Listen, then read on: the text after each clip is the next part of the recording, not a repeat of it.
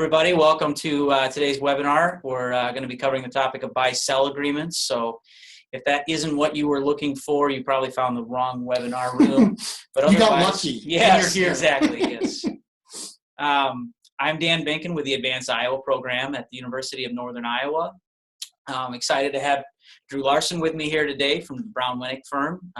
He's a man that needs no introduction, of course, but I will give a quick one. He's an attorney, so if you notice the Q&A box, you can add in your favorite attorney joke. I'm sure he's heard most of them, but I'd like to see some of the better ones. Always looking for a good one. We'll see what we can get out of there. He's a Cyclone and a Hawkeye grad. That's right. And 3 kids. 3 munchkins, that's right. Great. And so done a lot of buy-sell agreements, and excited to kind of share with us what you got today. And nobody's going to learn a lot from listening to me, so let's get going. Yeah, sounds good. So like Dan mentioned, I'm an attorney at Brown Winick. I primarily do corporate law and estate planning. So the buy-sell agreements are a wonderful confluence of both of those issues. As you can imagine, these things are, everyone's situation is different. So there is some customization, but my goal today is to walk through the goals that everyone really are looking to achieve and talking about what those are and recognizing where everyone's sort of coming from, and then discussing some of the primary ways and decisions you're going to have to make to really get a buy-sell that works for you. So first things first, what is a buy-sell agreement? Functionally, it's agreement between usually owners, about how they're going to deal with stock ownership, transfers, and sort of the unexpected.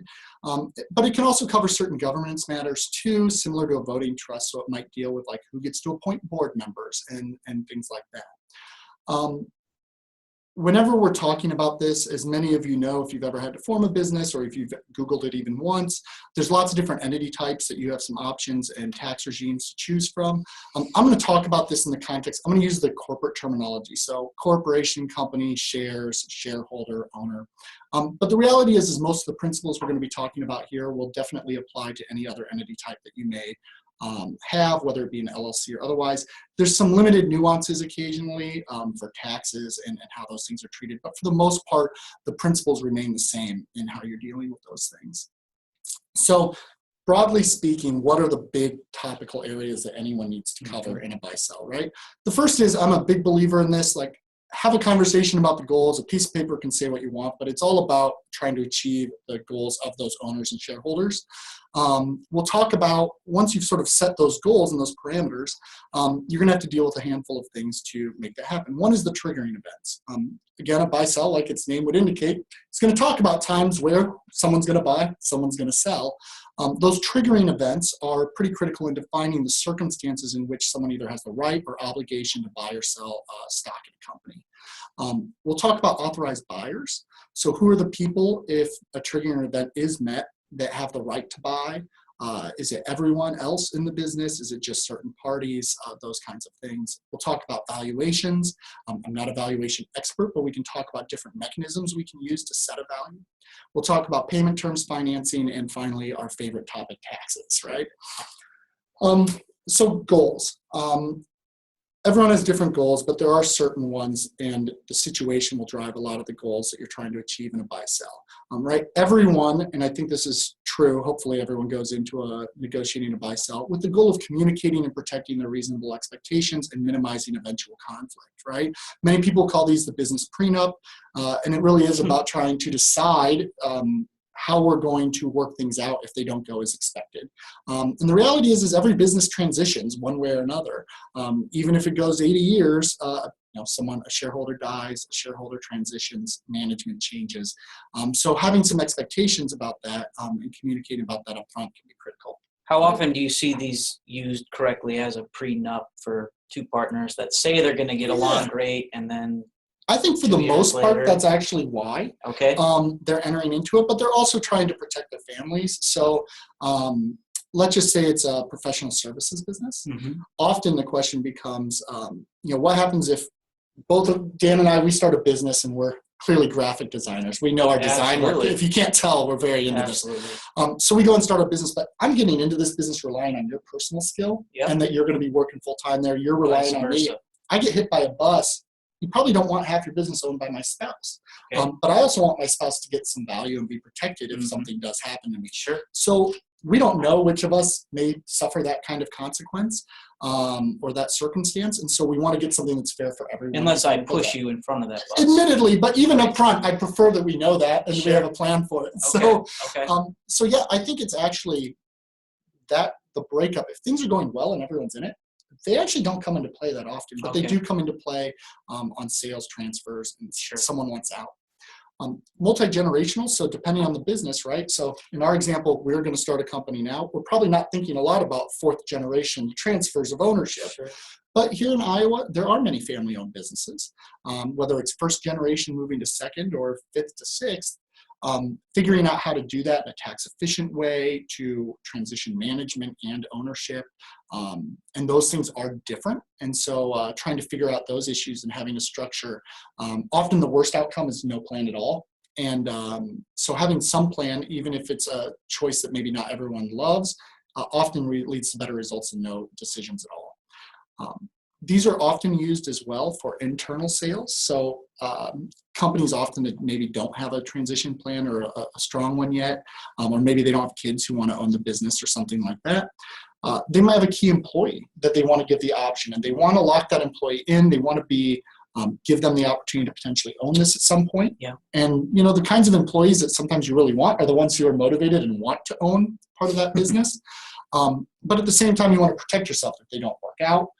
You want to get paid for the value you created before they come in. So often we're trying to figure out how to manage that internal sale and price it.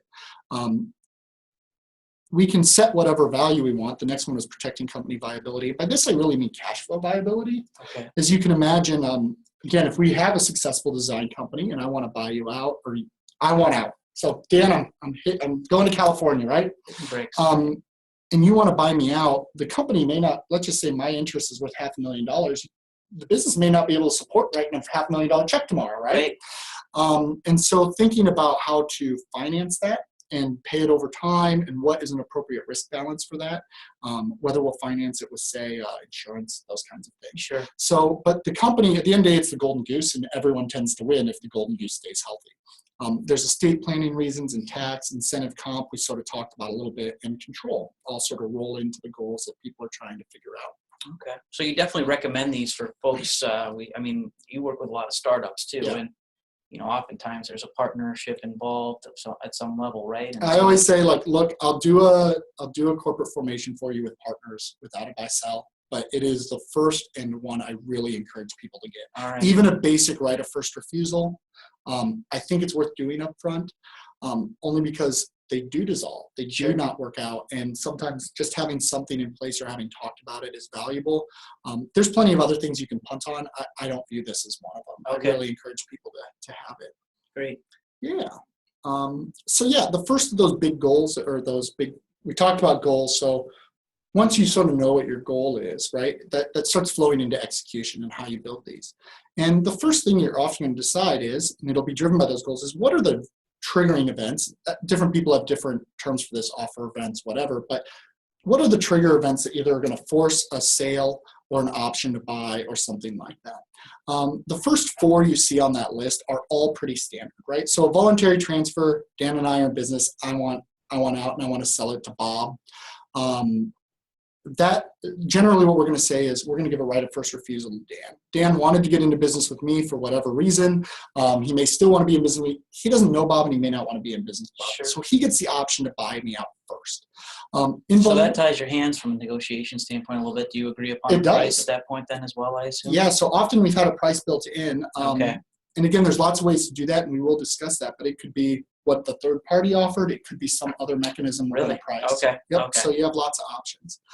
Involuntary transfers, excluding death, tend to be things like bankruptcy or divorce, where, let's just say it's me and God forbid I get divorced. You may want to stay partners with me, but you may not want to be partners with my ex-wife, who probably is not excited to be partners with me anymore at this point. So those involuntary transfers are often going to give the company or other partners the ability to buy those interests out. And again, is going to set a price up front to be fair. Oh, okay. Yep. So that's those are the most common involuntary transfer triggers. Death. There's lots of ways to approach the death triggering event.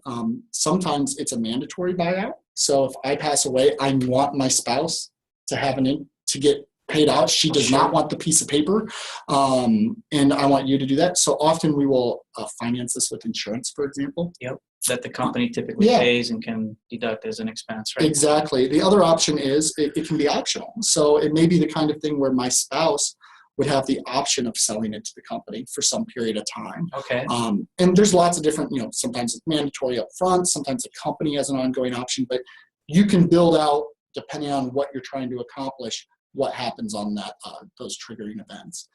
Disability is one that sometimes does, sometimes doesn't. I see it much more often in, again, a professional services firm. Sure. If we're an established manufacturer and I pass away, I may not be mission critical to the success of the business. Of course, we all think we are, but we're all at least somewhat replaceable.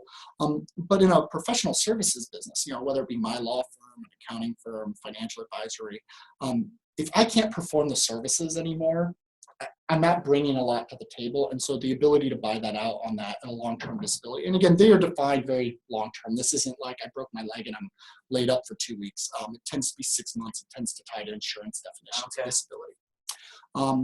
Now we're getting, these later ones are a little more special, but you do see them occasionally. Termination of employment. Again, if you were giving equity to someone in relation to their employment, often you will have a right of first refusal or the ability to buy back upon termination of their employment.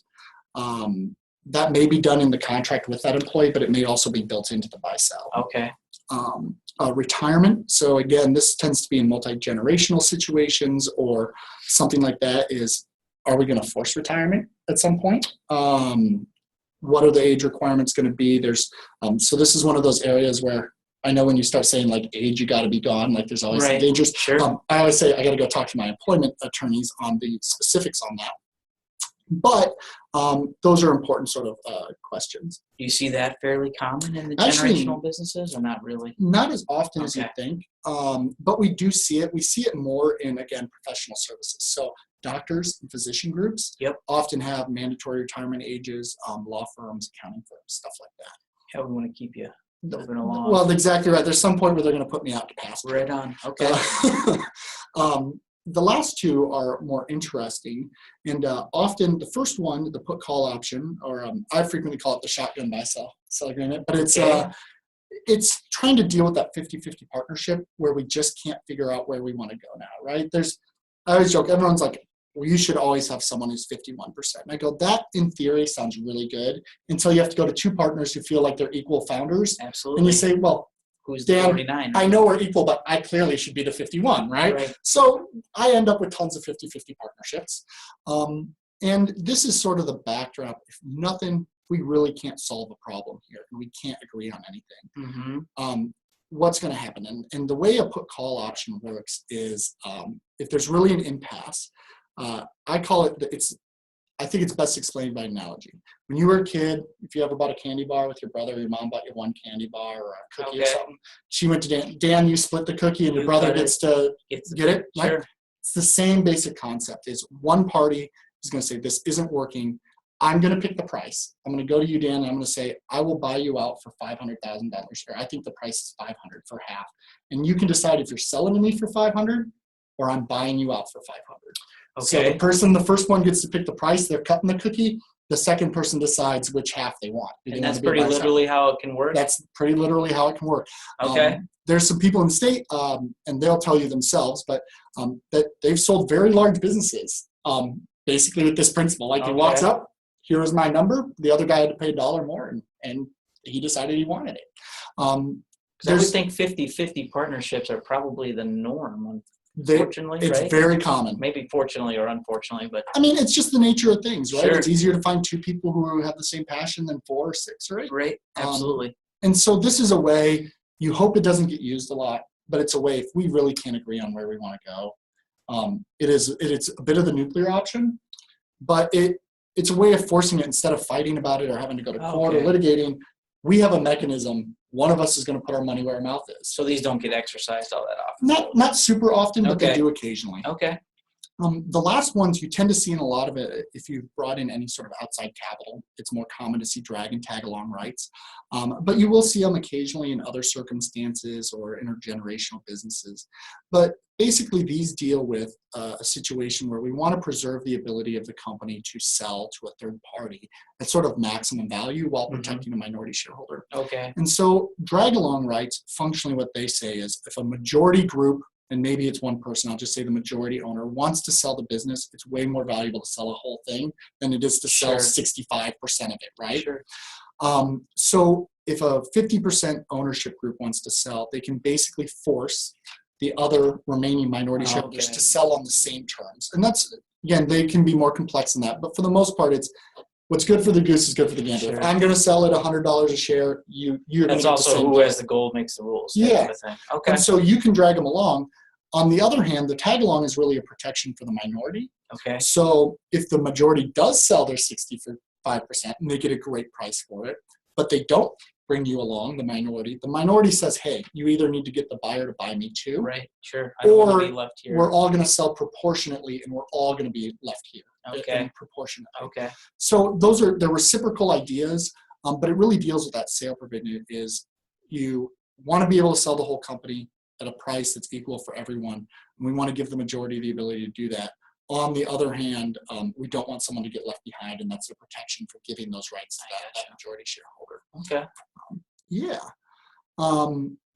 We talked about this a little bit in the death context, but we can decide what triggering events we want to have in the buy-sell agreement. But after that, then we want to ask ourselves, does it make a mandatory purchase? Is an option. So most of the time, a voluntary transfer and involuntary transfer, most times it is a voluntary matter for the buyer. Okay. So if I want to sell to Bob in my example, yep, I'm going to give the company and then usually the other shareholders a chance to buy me out. They get some period of time to make a decision about that. If they either don't make a decision or say, no, I don't want it, I can then go sell to that third party. Okay. That's usually the way it works. You can lock it down more or less, but that's the general rule. Death is one where it's often more mandatory, and the timing becomes more important. Disability may too, especially if there are things where you're insuring against. You want to get paid that insurance, so it tends to be tied to something that's required. Okay. But yeah, and then the other piece is what's fair to everyone. I always love, fair. Fair in quotes. Yeah, and it is in quotes. Fair really depends on your goals and what people perceive to be fair. I always say fair is what a couple people who are fully informed and rational and capable of making decisions, right, agree is fair for them, right? So there are deals that I've helped with that would I have done the deal? No, but they both knew what they were getting into. They thought that was going to be best for them, and they did it. So that's fair at the end of the day. But, looking at what you have in there, there are sometimes challenges between generations. There are sometimes challenges between strong personalities.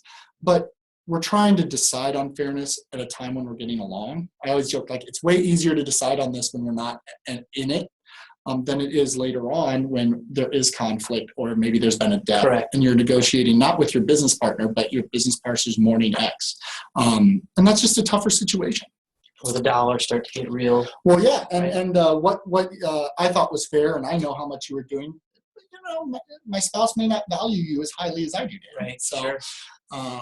Yeah, or may value you less, but she's still going to want the amount that's set forth in the agreement, right? Yeah. And I wouldn't blame her. So, okay. So we talked about triggering events, and often the question then becomes is who gets to buy? We've hit the trigger. What happens next? And so we'll often say once these triggering events, we're going to offer this to the company first. We're going to then offer it to the other shareholders, for example. Okay. So again, let's just say I have a 50%.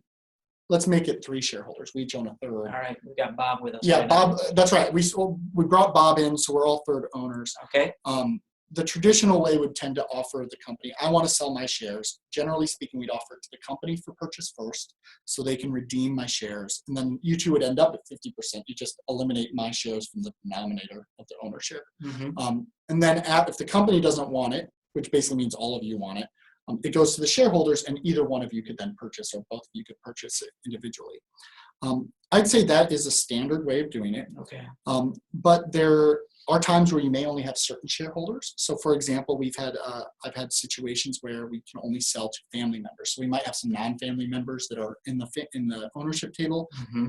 The founder or the family members get to buy, but like non-family members don't get to buy. They don't get to participate in those consolidations. Sometimes it's founders that keep those rights.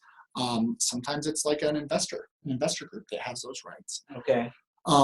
The other big question is to whether to do, I described it as company first for the redemption, then the other shareholders. Mm-hmm. There are times where it may make sense to have the other shareholders have the first option and do the purchase.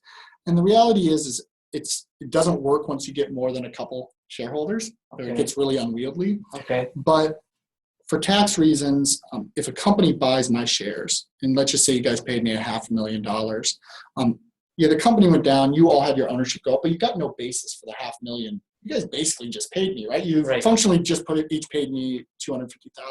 But if you were to buy it yourselves from me, you would get basis and a step up, so that if you eventually sold the company, or if you're a pass through and you're getting losses, you can use that basis.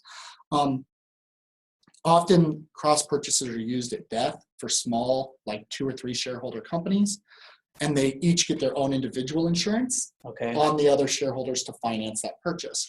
But when you get 5 shareholders, it gets really expensive and really confusing for one shareholder to buy 4 policies on each of their other partners. So generally speaking, I've seen that it's usually in a professional service firm. Like I almost always have done them in like financial advisory practices, for example.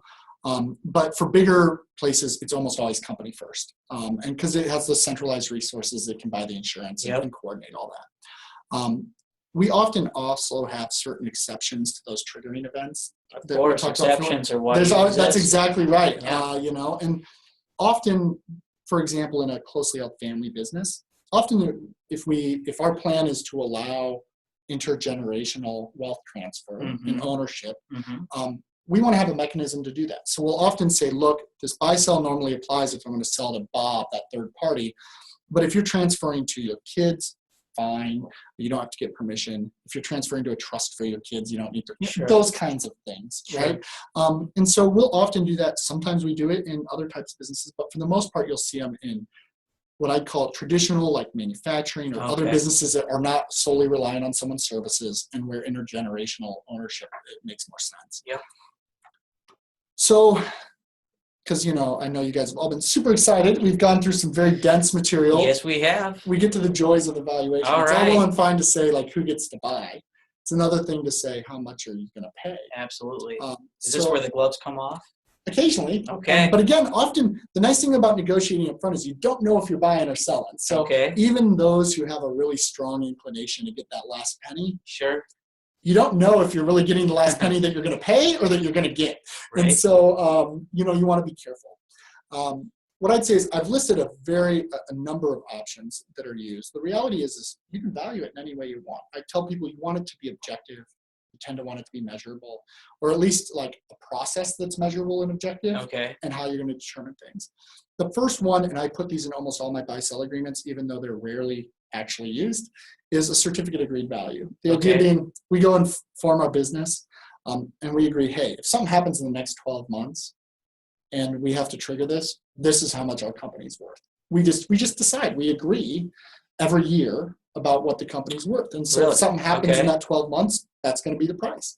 So on January 1st, for example, we decide, you and I, that our company's worth $2 million. And in October, we lose our biggest client, and we're both sitting there twiddling our thumbs. Our company's clearly not worth $2 million anymore. You get hit by a bus, I get hit by a bus. However, the thing gets triggered, that $2 million is still there. That's the number.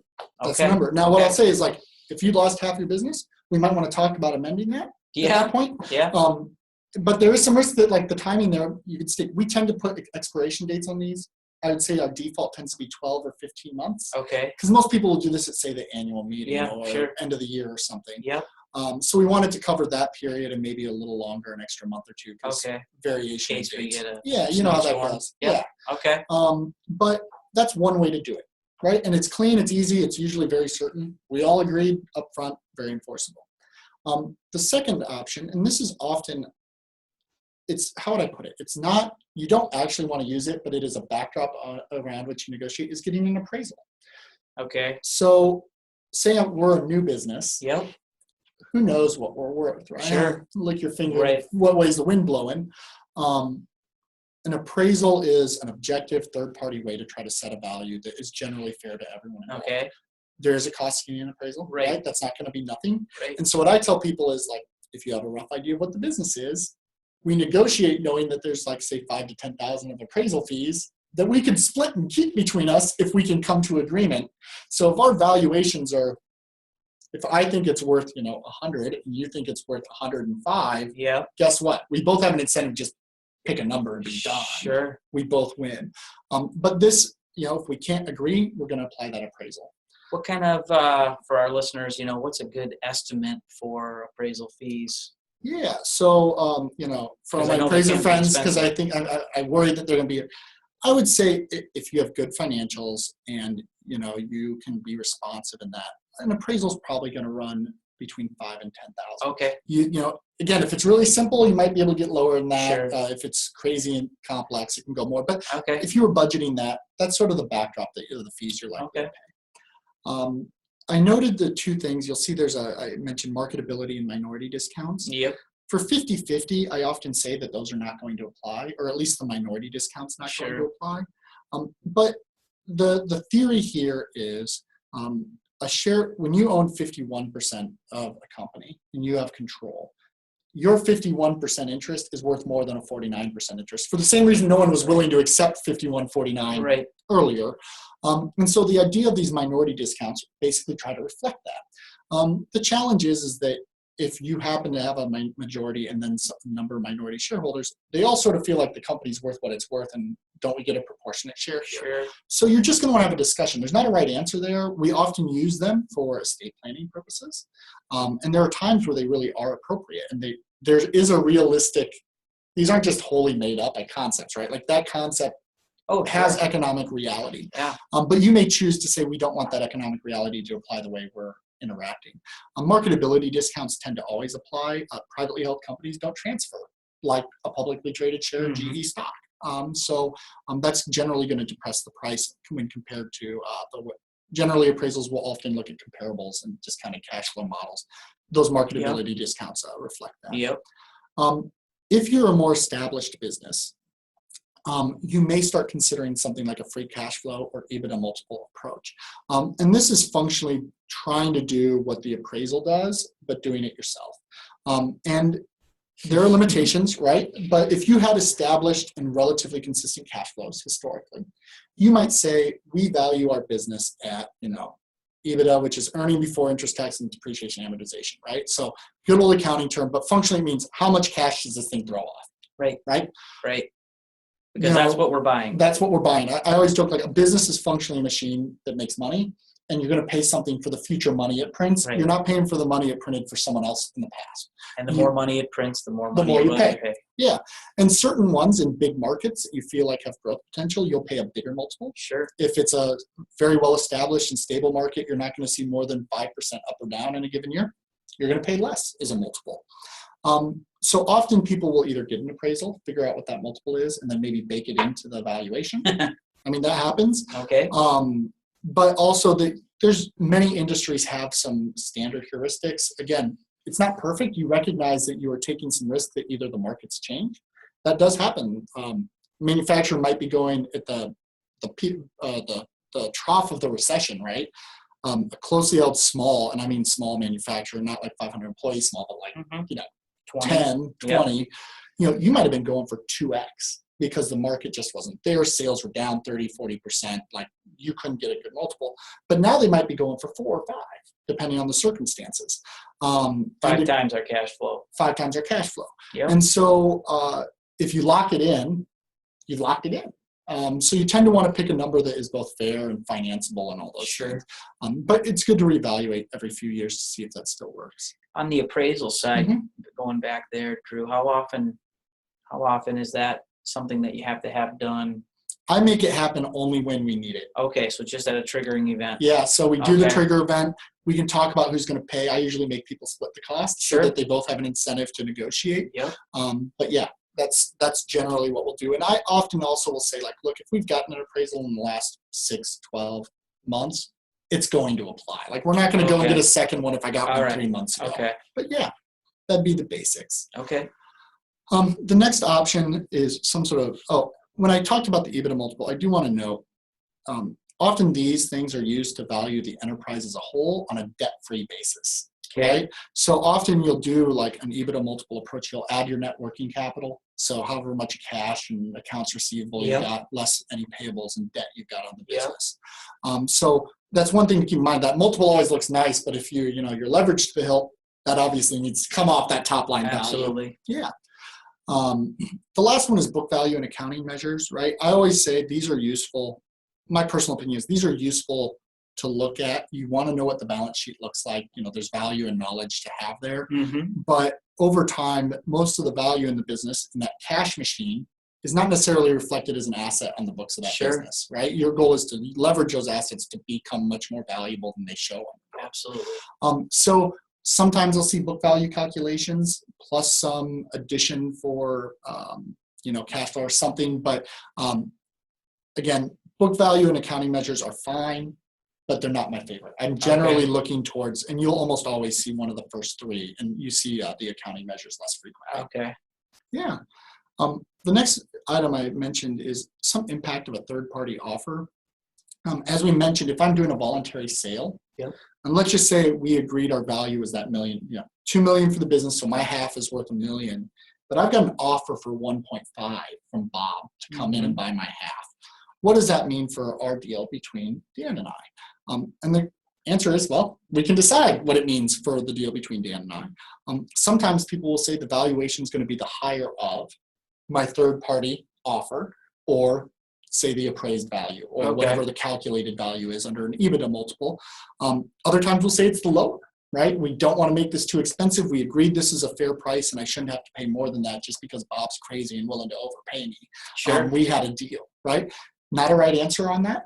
But are those used very often? Yeah, so I'll often see, I would say that when I have both in there, a third-party offer, it's almost always on a voluntary transfer. Yeah.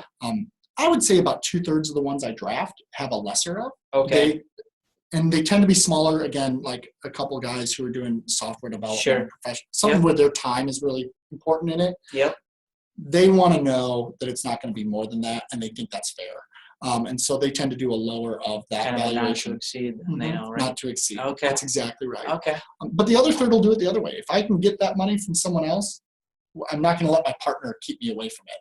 Okay. And he can pay that if he wants Cheat it. my family or whatever. Yeah, exactly. Like, you want me to walk away from a $500,000 from Bob? Like, are you nuts? So there has to be some qualifiers to that offer being legitimate, obviously. Yeah, it needs to be a third party. It's not just like my uncle decided to, make me a really nice offer so you could buy me out of that. Sure. It has to be a bona fide third party offer. But and generally speaking, you're going to be able to get a match. You'll be able to match it at least. Okay. For the valuations, I do these very rarely, but it does come up sometimes. Say, often we'll have sales, maybe it's a retiring shareholder or someone sells to a related party, but they're worried that, how do I want to put this? That they're going to get hosed and the company's going to sell for a lot more tomorrow than I just sold it to you. So, absolutely. Dan, let me buy this out for you for $1 million. I'm going to flip your half. Sure. Mine for I'm doing you a favor, right? Yeah, like, you wanted some liquidity, right? And I know that there's this other deal lurking out there. Sometimes people will want to build in some sort of clawback. Okay. The idea being, and again, these are very much tailored. They're custom. There's not like one standard clawback. But the general principle would be is if there's some other sale in some period of time, I'm going to maybe get a share in part of what I would have received if I kept it. I'll tell you, most people don't want a tail. And I personally, right now, I would never enter that deal. Or I can't imagine the circumstance where I would really want to. But then again, like if I were I've had clients who've been in that situation and it's made sense for them and their families or other shareholders. So, and it's a way of dealing with trust. Okay. right? Yeah. And so, Or right? lack thereof. Or lack thereof, right? And so there's no right answer on that. I know I've said that like 100 times, but it remains true. But clawbacks are something you will occasionally see in these agreements and can be used to overcome that sort of informational disadvantage Sure. or trust between some Absolutely. shareholders. Dan's grinning at me, I feel like, because he's like, yeah, Drew would screw me like Exactly. that. You know about a big client you're going to land. That's right. I'm going to flip that tomorrow. I've been working on this client forever. Dan hasn't done anything with that. You'll never know. Exactly. You'll never know. I'm going to, yep. Okay. So again, the bottom line is, and bullet point there is the truth, right? The key is finding something everyone can agree on while they're really not sure about what side of the table they're on and what the situation's going to be. Because I find people are way more reasonable when it's not happening right now. Sure. So that's a ton on valuation. Yeah, there we go. Payments and financing. So it's one thing to value this thing at my share at $1 million, like we've been sort of discussing. Yep. But again, Dan, there's no like massive trust fund out there that you're just going to write me $1 million check. Not that I'm aware of. Yeah, me either. So okay. My guess is I'm going to need some time to pay this off. Right.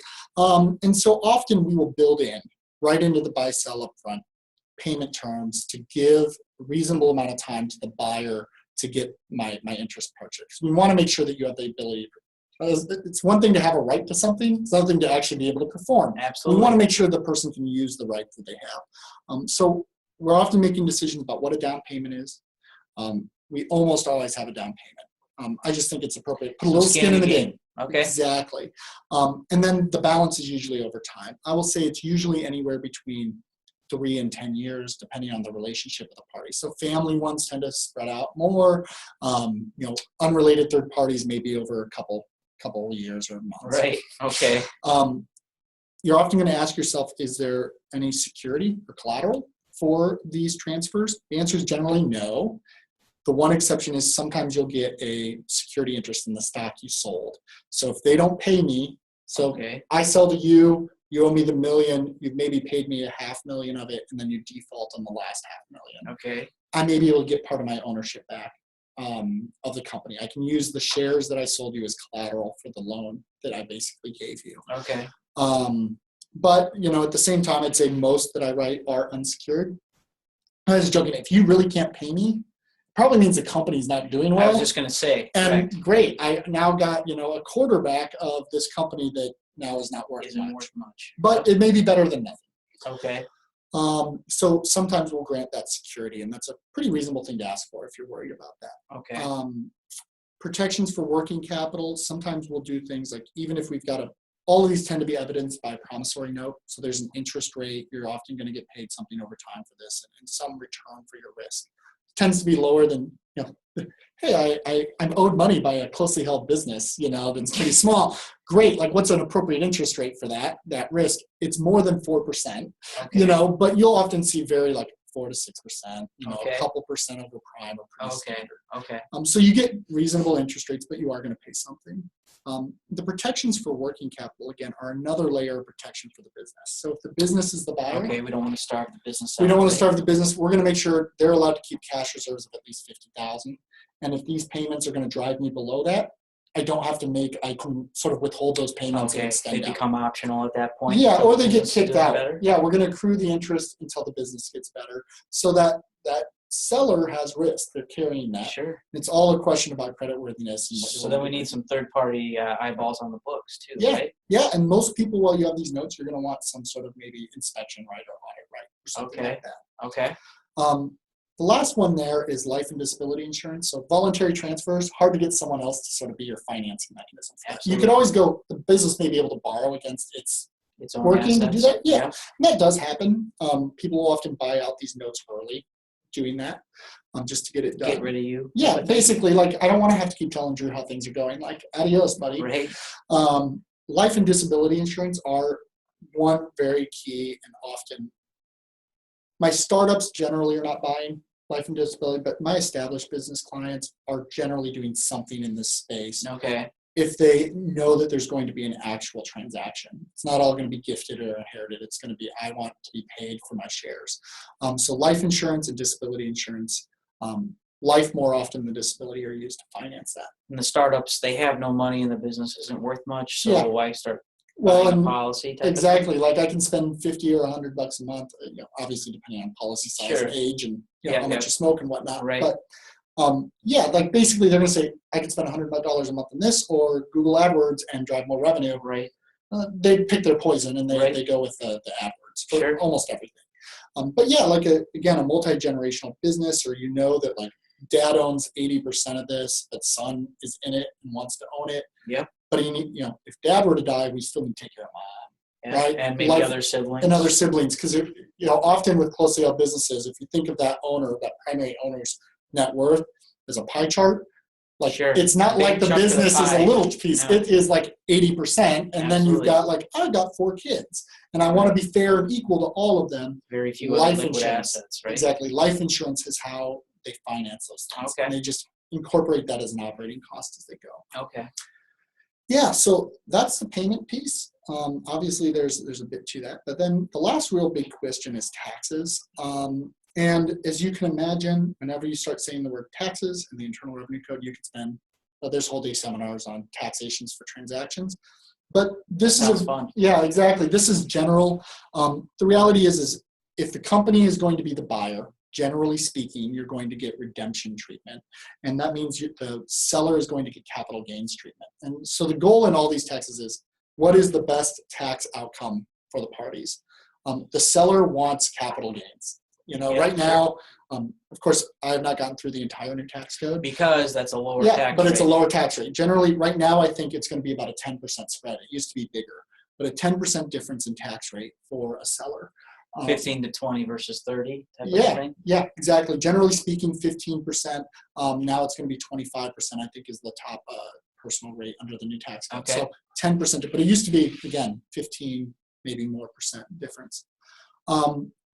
There are certain limitations. Generally, capital gain, you'll have to recapture a few things in an LLC or partnership based on the character of some underlying assets, but for the most part, still true that you're going to get capital gain treatment.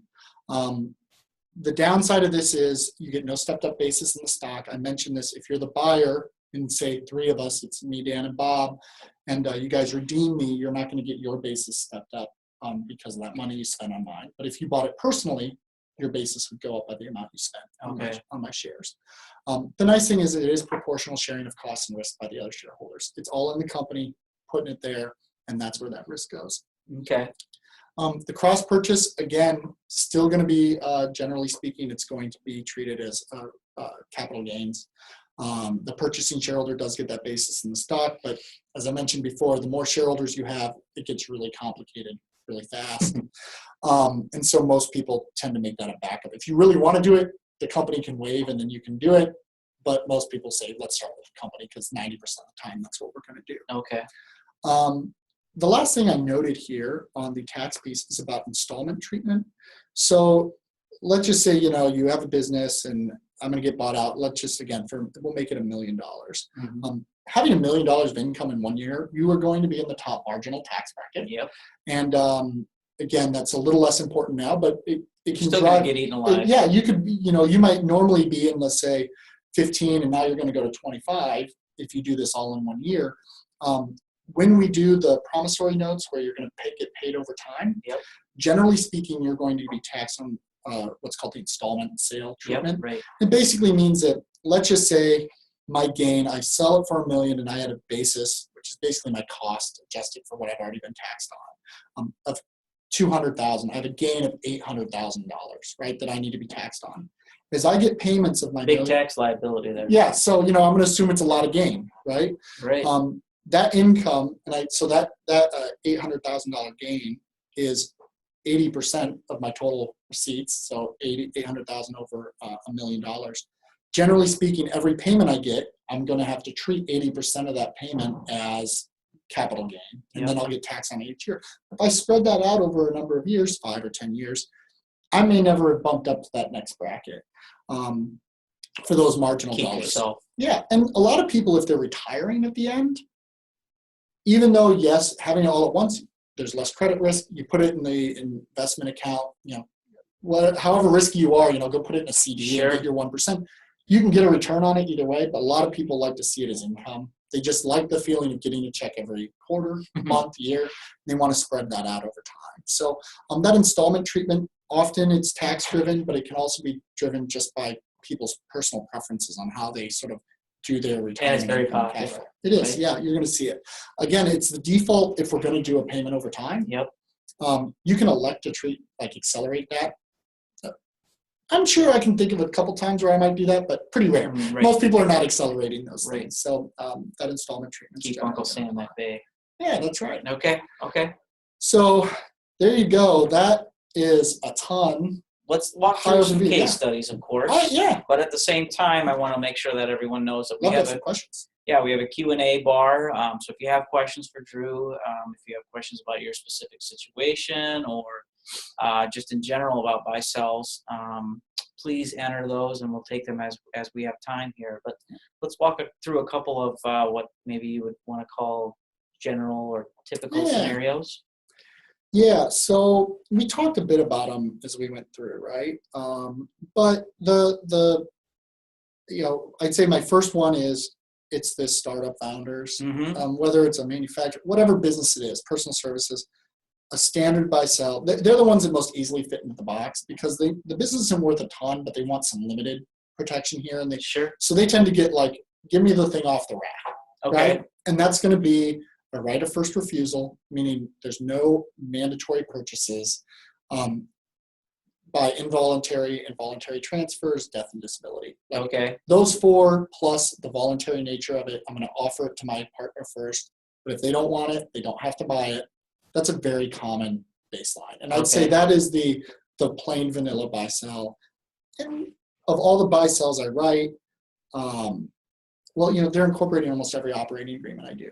So they are very common, and that is pretty much always a baseline. The ones that get more complex almost always are an established business that is looking to have someone retire or transition out. Yeah, let's talk about that. Let's talk about father-son type of thing, or mother-daughter, whatever it might be. Yeah, so a father-son example is a great example. Let's assume the business is fairly valuable. Sure. And excluding sort of estate tax things, but often what we'll do is we'll do some gifting over time. To do some planning for this. But often dad wants to hold on to the income until he passes and he wants it to go to mom. So we will often have a buy-sell that will either give the son the option to buy at dad's death. We'll often fund that with life insurance paid for by the company. And then the estate, so if your dad, let's just say your interest is worth $10 million, if we could get a $10 million insurance policy on that, and I have 4 kids, dad passes away, the company buys out that $10 million, which basically means the kid who has the last 20% or whatever owns the whole thing now. Right. But at the same time, there's $10 million of cash up in the top here that's going to get distributed back out to all the kids. So each kid gets $2.5 million of cash. Son, the company basically bought itself, and son can get this carry, and that's really a sweat equity. That's a very common structure. The other one is we give it to the kids, but we have a buy-sell set up because we want it to stay in the family. We don't want it to go to an ex-wife or ex-spouse of any sort. We want to make sure that management stays. We often will set up non-voting and voting shares. So if you're active in the business, maybe you get a vote, but we'll let the economic rights spread out. But the management's going to stay with the people who are in it. And you can get very creative and complex. We've also had ones where father-son is actually pretty straightforward. You tend to have life insurance. You tend to give that kid a right to buy it out. They're going to fund it with that life insurance. And often we will wait until dad passes away, and he'll either inherit some or he'll buy some of it out. How do you keep the other siblings treated fairly in that scenario? So again, it's all about, I would say, fairly, not equally. Yeah, but I'll tell you, most people, when you're talking about your kids and what you want them to have, often fair is equal in their mind. Not always, but frequently. And so again, I will say, so let's just say we didn't do a company buyout, but dad is trying to figure out how to get it to the kid. He could give some of it, but his will or trust or whatever ownership structure he sets up may say, I want this to go to my son. The business is going to go to the kid's son. All my other assets are going to go to my other kids to get equal value. And if I'm short, either the son has to buy in or often you know how much you're short. Sure. You'll buy your own life insurance to finance the difference, so you can fill up each of the buckets equally. Okay. And so that's not always in a buy-sell, but often the buy-sell will play into that and what the son's rights are, or the next generation, whatever it happens to be. And then, so it's, you've got one branch, but as you can imagine, if you've got a family business, maybe you're 4 branches down. Often your buy-sell is trying to figure out, like, how do we manage this now? There is no controlling shareholder, and only some of us are still engaged, but we've decided that this is family wealth and like everyone can share in this. Yeah. So governance becomes really important. How some people want to do branches of the family, get like board seats. Yeah. And so that would be in a buy-sell or something like that. Would. Often, and I say buy-sell, often these are also called shareholder agreements, so they broaden the scope a little bit. Family constitutions. Yeah. Yeah, exactly. And so it's all about what terms you get in there, but you'll see those kinds of things. You'll see, maybe you'll reward. Hey, if there's a family member that is running the company, maybe their share from like inherited from great grandma is 2%, but we want to incentivize the people who are here and committed to do that. So we may allow the people active in the business to buy, say, 20% of the company, but they got to sell when they're done. Right? These might be the employee shares. And they get it, and they get all the appreciation and value while they're driving value for the company. But when they're out, and that doesn't go necessarily to their kids. So you can get it really goes to the creative. next guy or gal who's going to create value in the company. Exactly. The company buys it back. They're going to issue it to the next person who's really driving value. And sometimes that 20% isn't even limited to family. And there's other alternatives, like, so it gets crazy, but you can do stock appreciation rights or other sort of pseudo equity things to get the same result. And again, all those are not always in a buy sell, but they often impact the way we're going to manage that ownership and deal with those transitions.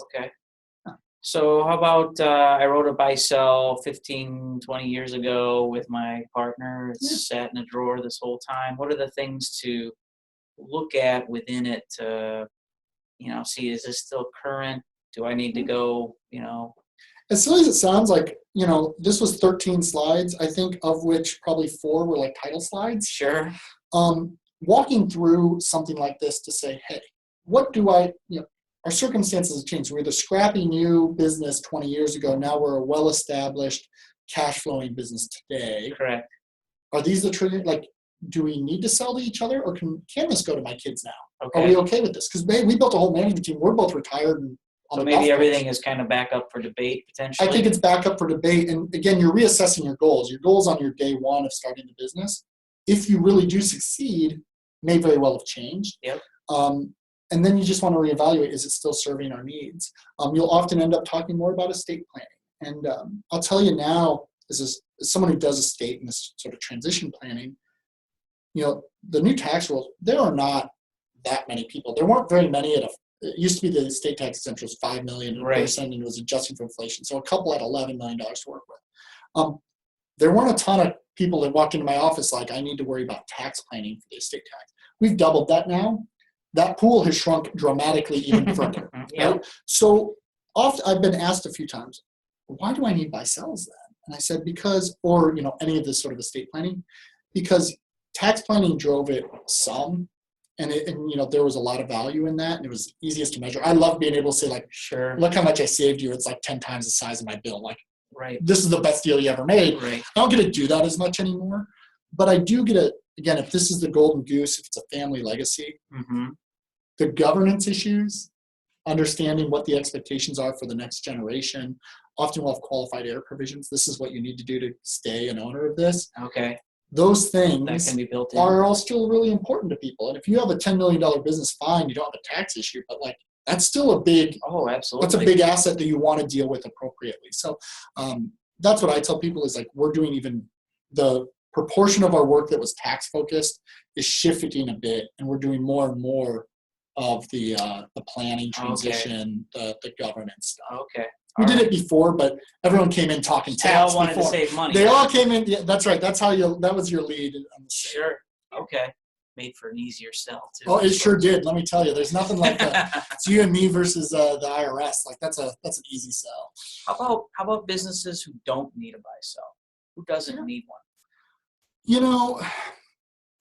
Need is relative, right? I always joke like, how would I put it? It's insurance, Yeah. and you get what you put into it in time and effort and thought.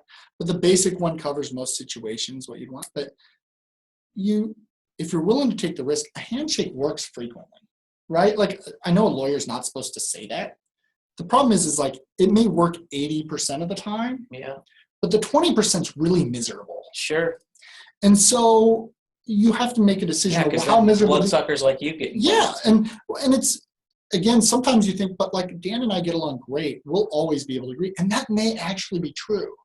The challenge is that the things that a buy-sell addresses, it's often not going to be you and me debating. Sure. It's going to be me and either one of My your kids spouse, or a yeah. spouse or their lawyer, and their thoughts on what's fair and what they'll agree with me are Right. different than you. And so I would say, again, I think I said this earlier, this is one of the few things I will do organizational documents without it. And I will say, I will, if you don't want it, I won't make you do it. But I highly recommend it. Okay. And again, I realize, yes, I'm doing the work. There's fees in that. So you can take it with as much salt as you want. But it's one of those things where upfront, this is a couple $100 extra to get done, the basic vanilla plan, right? And if you end up in a situation with this, it will pay for it multiple times over. Okay. And do you need drag and tag rights? No. Do you need to get into all the details of all that? Probably not. But the basics.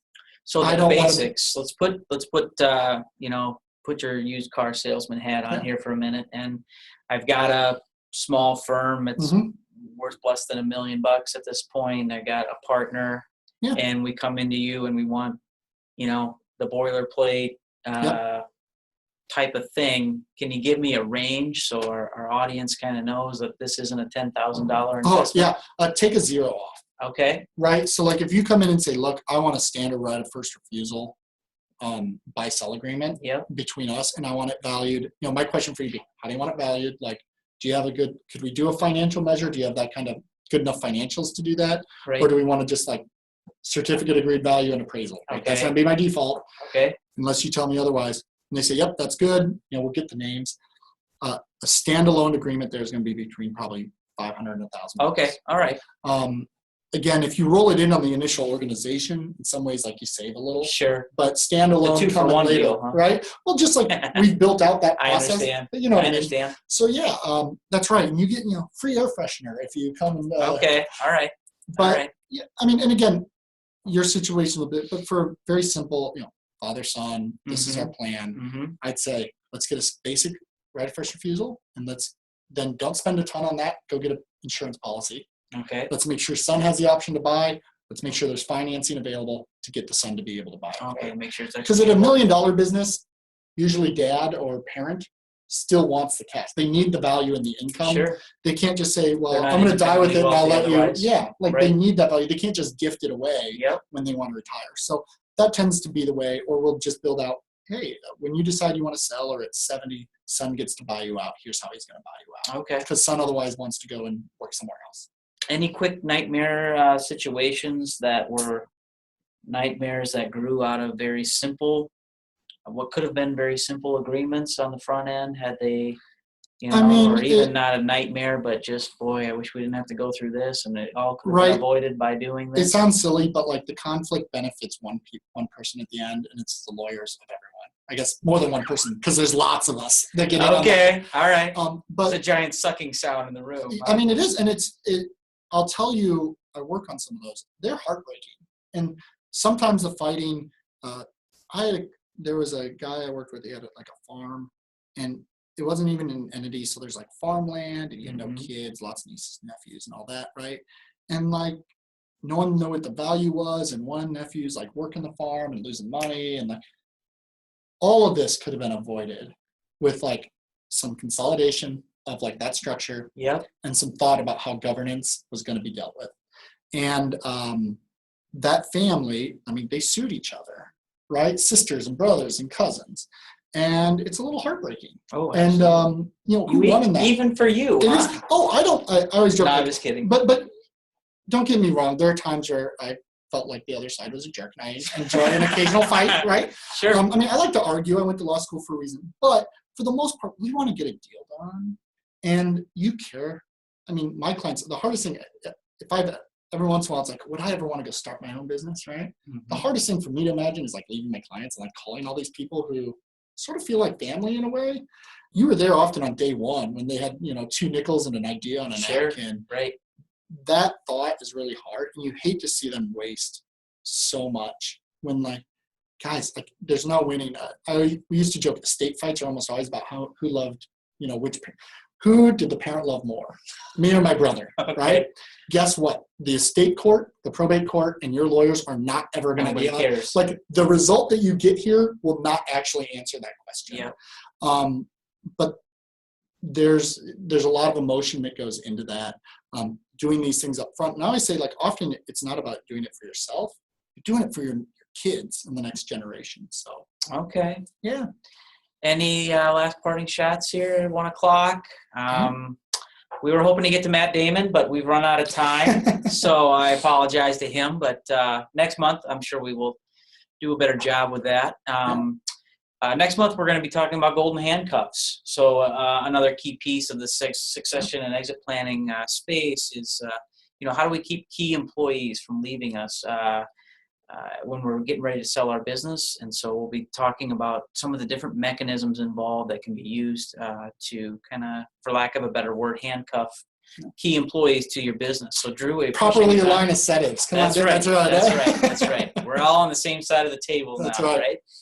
All right. Well, I appreciate your time today. Appreciate your time, Drew. Yeah, it's a pleasure. Thank you, everyone. Thanks for all our guests, and have a great rest of your day. Thank you.